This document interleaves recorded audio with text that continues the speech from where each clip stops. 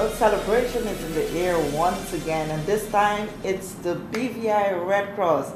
And guess what? They're celebrating 60 years of being in existence in the British Virgin Islands. And to talk to me, there is nobody better than Miss Helen Frett, who's the director of the BVI Redcross. I must first say congratulations to you and your team. Getting to 60 years, that's a great milestone and every reason for Jubilee celebration. Exactly. So tell me what you guys have planned for the 60th year. Well, we have a number of activities that we're doing throughout the year. We are going to have most of it centered around Redcross Week, which is in May. Redcross Week is celebrated around May 8th, the birthday of our founder, Mr. Henry Dunant. And so on May 7th, we begin with the cocktail reception at the Government House. Yeah. My invitation is ready. Yeah. It's going to be a lovely evening. It's a fundraiser, and it's under the patronage of Governor John Duncan and Mrs. Duncan. And we are going to have live entertainment, a live auction, and a raffle. Okay. Who's the DJ for the night? You know yet? Not yet. Not yet. But I can tell you some of the entertainers. We're going to have the band from the college. We will have Mr. Brian Penn, Rochelle Smith, also Andre Brathwaite, and a few other performers. Oh, I know Andre so well with the high school. The high school kids. Yeah, wonderful entertainer. Okay, and a lot of things you said are going to be out there for auction, and all in the name of raising funds for... That's right. Okay. What else is going on for the 60th? On Monday, the 9th of May, during our general meeting, we're going to be honoring appreciating our volunteers, persons who have served for 1 year, 5 years, 10 years. We're going to go in 5-year increments. Okay. And we're going to show appreciation to them for their hard work and dedication to the Red Cross. About 2 years ago, we did an appreciation ceremony for volunteers, and we went up to 50 years. Wow! Yes. Wow! In fact, we had people for 55 years. Wow! Yeah, because persons like Mr. Ralph T. O'Neill, he served for 55 or more years. And I think his wife is for 60 because he was at the beginning. He was one of the founding members. Okay. And his wife, Mrs. Idris, she was involved too? She was involved, very much involved, but not from the beginning. Okay. What else you have? On the 11th, which is the Wednesday, we're having a luncheon for the special needs persons in the community. This is something that we do annually to give back to the community. It will be right here at the Red Cross headquarters. Okay. And on Friday, we want to have a bit of fun with fundraising. And so we're going to be out with our red buckets, and we're going to be wearing some clown wigs and nose and just go out in groups and just make it fun. Okay. So we see persons looking clungy with the red buckets, and all you do is come and drop in donations. Yes. That's a usual trend around the world, seeing Red Cross, but usually they're in uniforms and they're at various strategic points and collecting monies. Tell me why it's so important to give to the Red Cross. Because we do a lot of community work. We give back to the community in various forms. We do disaster preparedness programs, disaster mitigation, and we also provide low-cost items to persons in need.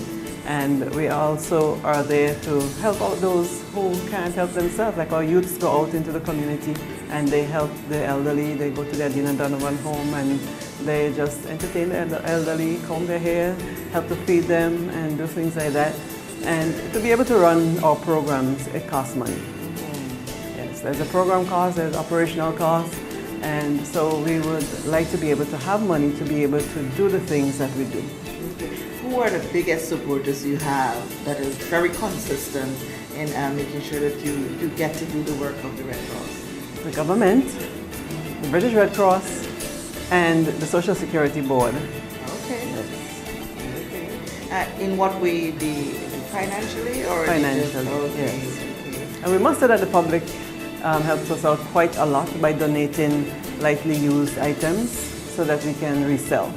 Okay. To backpedal, while we know this big celebration is coming up in May, it starts from May 7th and runs until May 14th. 14th. Yes, so we have a few more activities I need to talk to you about. Okay, let's go. Yes.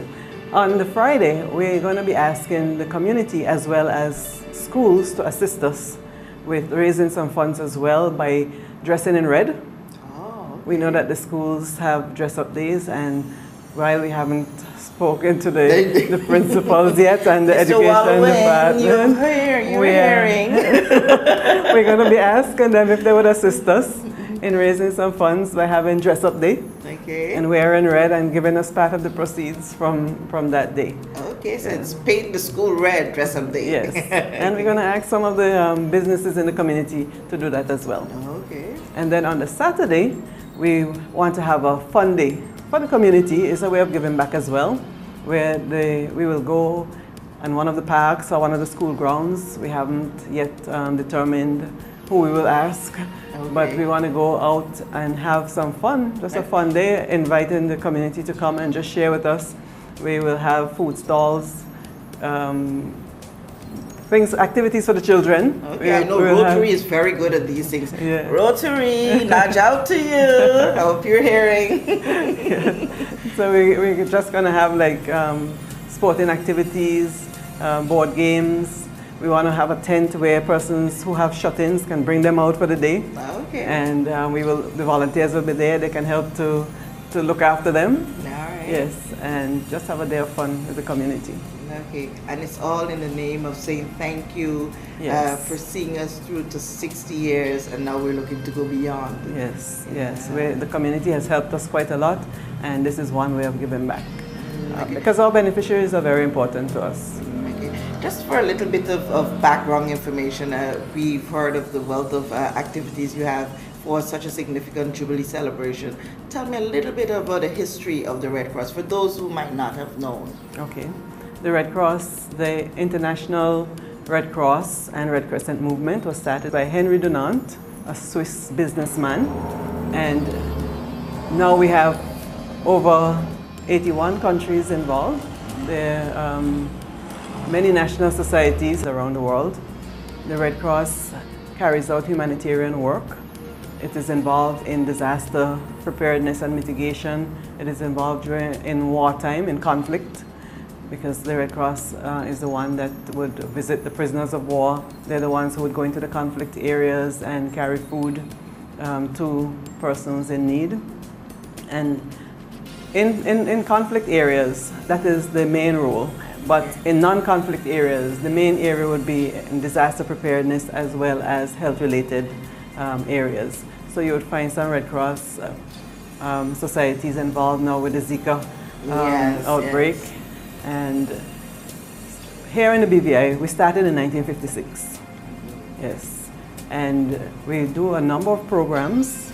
We have a disaster risk reduction program where we reach out to the community. We build resilience in the community so that persons are able to respond to disasters, they're able to recover from disasters. So we do lots of training out in the community. We do the community emergency response team training. And many of the communities are now trained in this area, and they have teams out there. So these teams can respond in a disaster before professional help arrives. Right. Yes. And we do lots of first aid training for businesses, for schools, for individuals, and for our volunteers. We do the advanced first aid for the volunteers as well, because they're out in the community providing first aid coverage. We have a youth program where we train our youths to appreciate volunteering from an early age. Yes. Yes, because I think it's very important that we give them that appreciation for giving back. And we do training with them in first aid, as well as we go out into the community and assist persons in need. Okay, great. That's all the reason that persons should want to donate to the Red Cross and support people in need. And that's generally what you do. In disasters, in other instances, in accidents. We've heard so many stories. We've been going around talking with people about what they think about the BVI Red Cross, and it's amazing to hear the appreciation that people in the BVI has for the BVI Red Cross. One of the things that we're also doing is raffling a brand new Nissan X-Trail. And Tell me which ticket go win early. I want a car. Well, we hope everybody can win. It's only $25 a chance. Wow. Yes. So please support the Red Cross and buy a raffle ticket for a brand new SUV. Okay, when would the raffle be drawn? When we sell all the tickets. Okay, so there's no definite date to say that, okay, anniversary starts 11th and by the 14th you'll be drawing. No. If it takes beyond, you go beyond. That's until right. all tickets are sold. Please, Helen, you want the chance, I want the chance, so let's buy all the tickets early for that car. Huh? And who's support the sponsoring Red that Cross. one? Yes. Actually, Burke's Garage is helping us, and Caribbean Insurance is supporting. Great. Okay. Ms. Frett, it's been a great moment talking with you, enlightening the public on what's coming up for the anniversary. You said from May 11th to May 7th. May 7th to the 14th.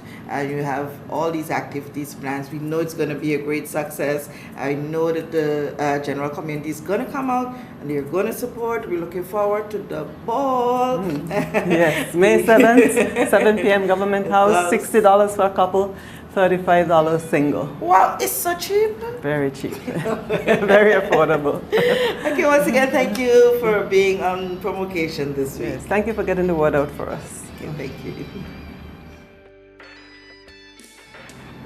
Well, this has brought us to the end of this edition of Promocation.